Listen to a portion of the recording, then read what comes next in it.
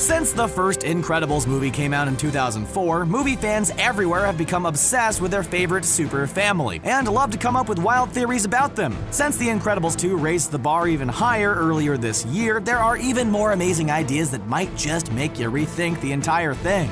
You know what's even more incredible? The latest content from Scream Rant. Hit the red subscribe button to stay up to date with all of our newest content. Evil Edna.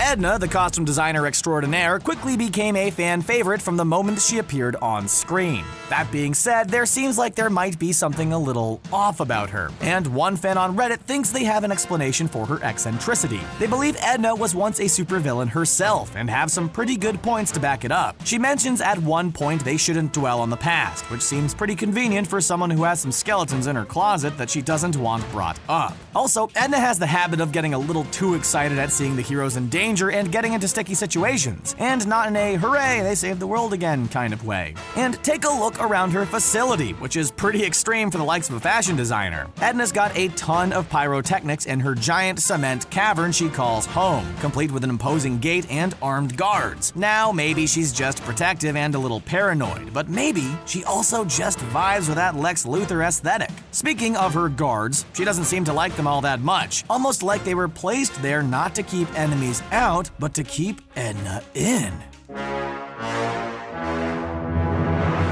There's definitely more to Edna than meets the eye. Violet's origins. Violet is very much a teenage girl. She's shy and moody, she's still figuring out her powers, and she's just a little touch goth with her long black hair. But maybe there's more going on with her than we think. Some fans had the idea that Violet is actually not Mr. Incredible's daughter, but that her real dad is Snug, another deceased superhero with similar jet black hair. Mr. Incredible is blonde, and Mrs. Incredible is a redhead, so Violet's hair color must have come from somewhere, if not a box from the pharmacy. These fans think in the early years when the Incredibles family moved around a lot for Bob's work, Helen got a little lonely and turned to Snug for comfort. After all, Helen keeps a framed picture of herself with Snug in their bedroom, so there's obviously some serious feelings going on there. There are no pictures of Bob with any of his friends or co-supers. Seems a little too convenient. Violet is different than her family as well, and while yes, she's a teenage girl, she really does stick out from her brothers in looks and attitude. Lastly, just take a second to check out the shape of Violet's head, which is totally different than either of her parents and actually looks a lot like Snug's. Syndrome's backers. The government in the world of The Incredibles is a shady operation. First, they outlaw supers entirely in an effort to control them and make it impossible for them to use their powers, even for good. Second, there are agents assigned to track and monitor each super, to make sure that they never reveal themselves to the world or abuse their powers in any way. But if they are keeping such a watchful eye on all of the supers, then how is it possible Syndrome was able to lead a handful of them to his island, never to be seen again? According to some fans, it's because the government has been in on Syndrome's plan the entire time.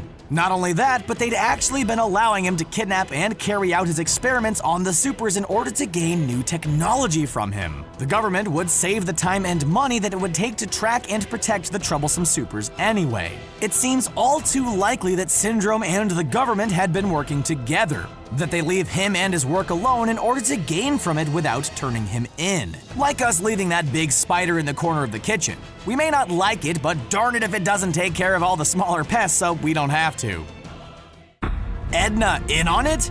But while the government may have been supporting Syndrome all along, there is someone who fans believe is actually responsible for his ultimate demise. And that person again is Edna. Everyone remembers Edna's speech to Mr. Incredible about why she won't design capes for supers anymore. But one glance at Syndrome and we can see that he is rocking a cape of his very own. In the Dangers of Capes montage, we see a young heroine named Stratagal, who unfortunately finds herself sucked into the blades of an airplane's propeller. Edna clearly feels hugely responsible for that death and all the others, which is why she is so firm about refusing to include capes in her designs. But some fans think that Syndrome came to Edna for his costume design, and Edna, knowing he was a villain, actually gave him one in order to personally sabotage him. Syndrome's syndrome. Despite his early claims that he has no powers and uses his inventions to make up for it, fans of this theory believe that his superpower is actually heightened intelligence. Think of all the amazing things that he's invented, like minuscule bombs, a battle robot with artificial intelligence, probes that scan for signs of life, zero-point energy, and more. It's impossible that he could have invented all of these creations without at least a very high IQ. But what about his super obvious blunders, you might ask, like wearing a cape and letting the Incredibles live? Well, the theory says these mistakes are due more to his arrogance and massive ego than his actual smarts. He is so intelligent he has come to believe he can't be defeated, and he is so far above everyone else that it would be impossible for him to fail. And we all know about how that story goes. Incredibles, Inc. There are few things that Pixar and Disney fans love more than connecting all of the films from both studios and figuring out which characters take place in the same universe. This theory that brings together the world of Monsters, Inc. and The Incredibles might just blow your mind. Some fans believe that Violet is actually Boo from Monsters, Inc. all grown up. Here's the skinny on that one. First of all, they look totally similar, and Boo could definitely have grown up to look like teenage Violet. Then there's Boo's amazing hiding abilities that Sully comments on when he and Boo are playing hide and seek in the locker room. It's totally possible she was unknowingly using her developing powers to help her win the game. Boo is also immediately comfortable with Sully, which is a bit strange because he's a pretty giant monster. But actually, if you think about it, he is built very similarly to her dad, Mr. Incredible, which explains why she would connect with him so quickly. Much like Violet in the first Incredibles movie, Boo has a hard time accessing her power when she is under pressure and in danger. So it would make sense that this is something she has struggled with since childhood. All this and more totally connect the two characters, or should we say, character. Additional powers. Along with super strength and the ability to stretch like a rubber band, some believe that the husband and wife duo are also clairvoyant and can see into the future. Oh, you want proof, do you? Well, here it is. Look at the names of their children. Let's start with Dash, who happens to be able to move at incredible speeds. And then Violet can disappear, which is a trait that she shares with ultraviolet light, which is, of course, invisible to the human eye. Not only that, but the force fields she creates are also conveniently violet in color. And then there's Jack. This one might be a bit of a stretch, but because it gets revealed that he has so many powers, it really makes him something of a jack of all trades. So how would Mr. and Mrs. Incredible know to name all of their children so appropriately without knowing what their powers were going to be in advance? Fans of this theory believe that they must have been able to see into the future and find out the powers that their kids were going to develop before giving them names that were so totally on the nose. Psych 101.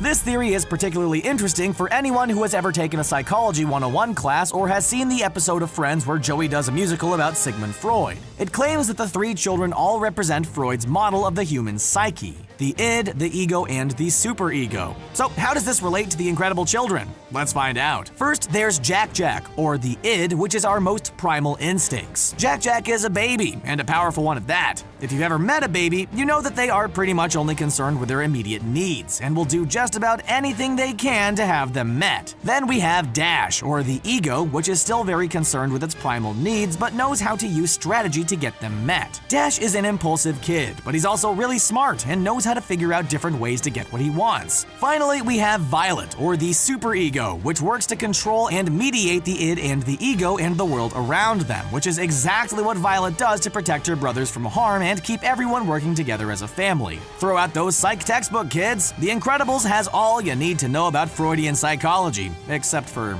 all the weird stuff. Mind control.